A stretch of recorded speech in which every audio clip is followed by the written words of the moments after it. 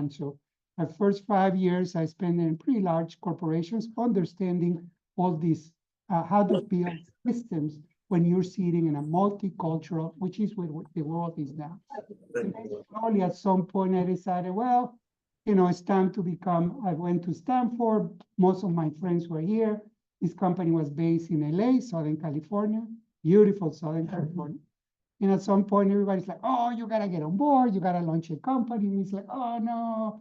And once you are in corporate, it's really hard to make the transition. So for you who are in early stage of your career, you gotta kind of think about it. And I was an entrepreneur inside a pretty large company.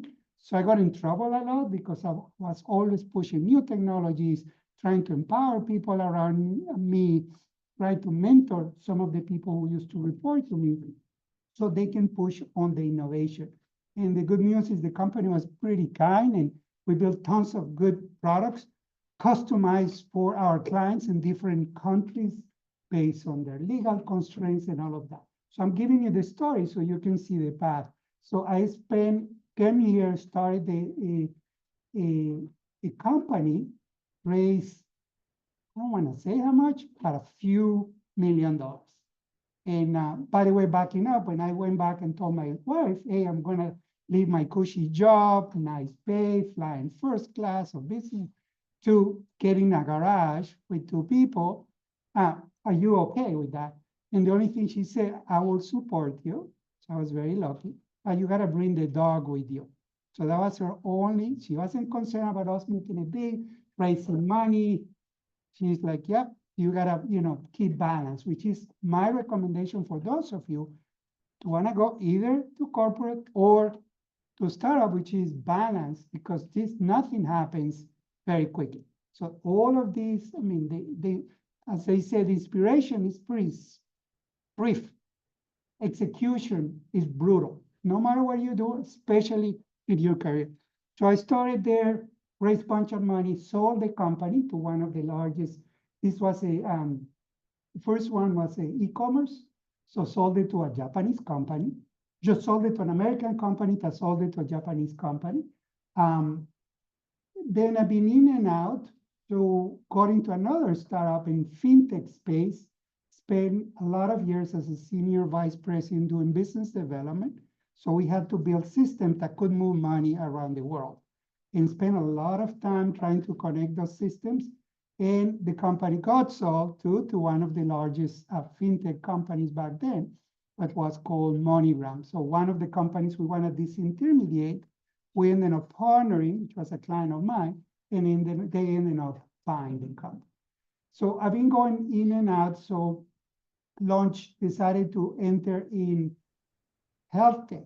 So again, once you're an innovation person, because once you get into the ecosystem and you understand technology, it kind of helps you navigate.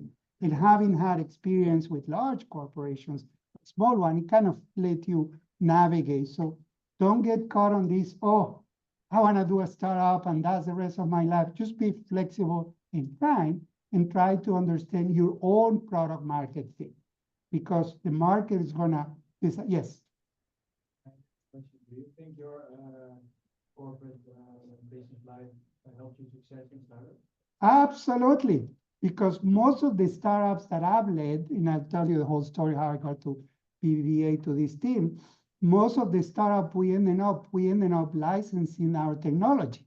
So when I was pitching the big companies saying, hey, we have this technology because we are nimble and small and we don't have all the legacy, we can move really quick. I understood the person in front of me because I understood his, her, their concerns, constraints, timeline. So, and that helped me not only navigate as a startup, at some point after I sold that company, started another health tech with a co-partner.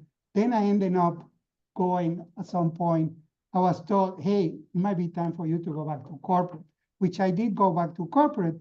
And in this accelerator here, which BBVA is one of the largest banks in Latin America.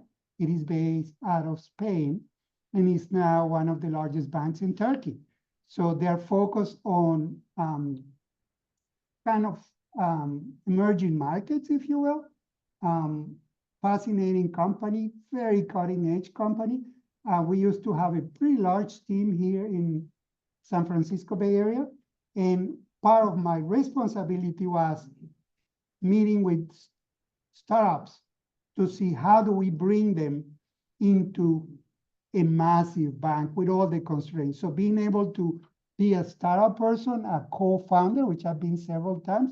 Actually, I am a co-founder as we speak. Don't ask me why I got involved in another company in the edtech space.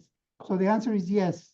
So you need to be mindful and build capabilities, capacities, startups, corporations, academia, which, I find myself. So let me just go back. So for 6 years, we run this accelerator here, and we have a venture fund. It was small, $400 million or so. So we brought a lot of companies. We got a lot of technologies. We connected. So the experience of being a startup person, an operator, as they call it, it helped a big deal.